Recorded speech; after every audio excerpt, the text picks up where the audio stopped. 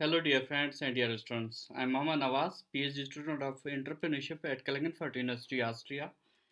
And today I want to talk about the research design. That what is the research design and what are the different categories or kinds of the research design. Why research design is important for the research paper or writing any thesis. Actually, research design is a phenomena or is a process through which a researcher or a student or faculty member try to address a research problem in a research problem in a research paper. How he is going to address the research problem, what kind of the approaches, research methods he is going to use, what kind of the research methodology is adopted in the research paper. That decision is taken before starting or planning any research paper. So, in the formal statement or formal definition, research design is a framework of research methods and research techniques chosen by a researcher.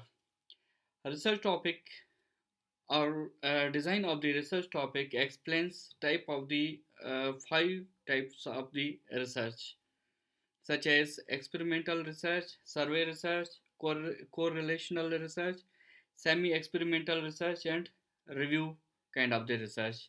These are the kind of the types of the research which are addressed, or we can say that which are considered in the research design.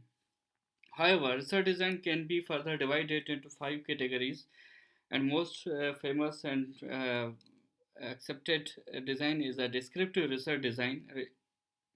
In the descriptive research design, it is a theory-based research design which is consisted of the data collection, data analysis, and data presentation.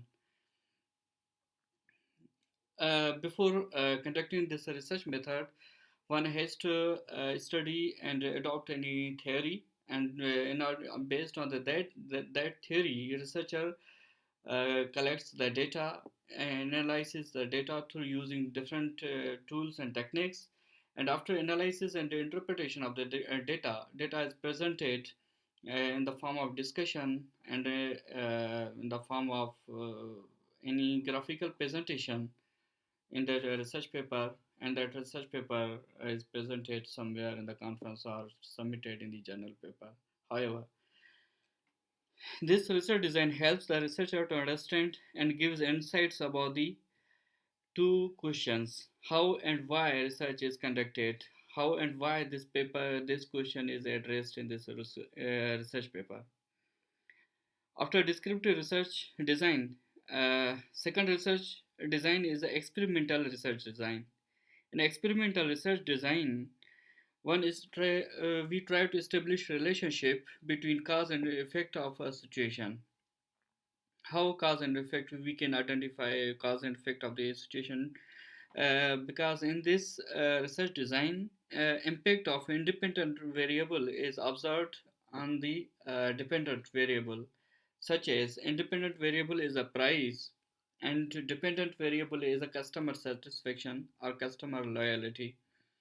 So these are the this is the example of the experimental research design. However, in the third category, there is a correlational research design. Correlational research design is a non-experimental research design, and this helps to establish a relationship between close connected research variables. These variables are statistically analyzed, and their relationship is analyzed and calculated through the analytical tools of the different research methods. And fourth one is a diagnostic research design.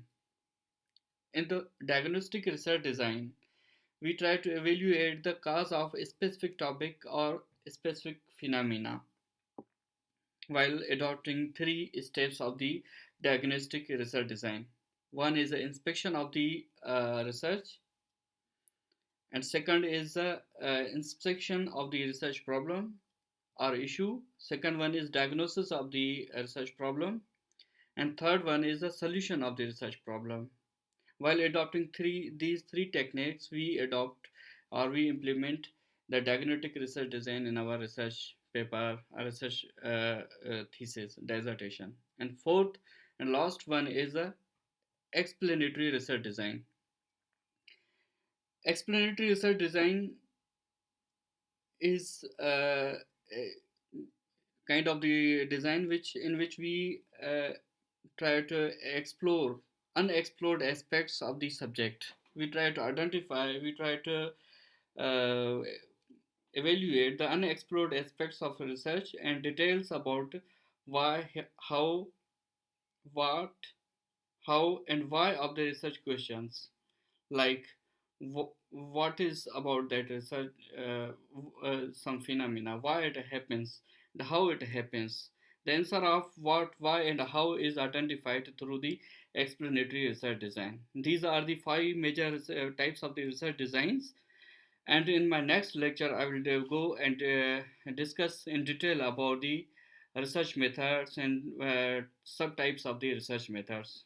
I hope this lecture will be informative and useful for you. Thank you for your attention and for your time. Take care.